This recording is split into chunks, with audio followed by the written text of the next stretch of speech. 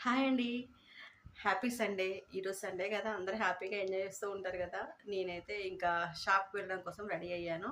చెప్పాను కదా! నిన్నైతే బ్లౌజ్‌లో అర్జెంట్‌గా వచ్చానమాట. ఎప్పుడైతే నేను సండే రోజు రెస్ట్ తీసుకుందాం అనుకుంటున్నానో, ఖచ్చితంగా ఆ రోజు ఏదో ఒక వర్క్ ఉంటది. ఏదో ఒక అర్జెంట్ బ్లౌజులు ఉంటాయన్నమాట. ఈరోజు కూడా సేమ్ యాజ్ ఇట్ ఈజ్‌గా అదే జరిగింది. ఇంకా తప్పనిసరి వెళ్ళాల్సొస్తుంది. ఇంట్లో మిషన్ ఉంటే బాగుండేది. ఇంట్లోనే కుట్టేదాన్ని కానీ ఇంట్లో మిషన్ లేదు కదా! అందుకని ఇంక షాప్ దగ్గరికి వెళ్ళాల్సొస్తుంది. ఇంట్లో పనులన్నీ కంప్లీట్ అయిపోయాయి.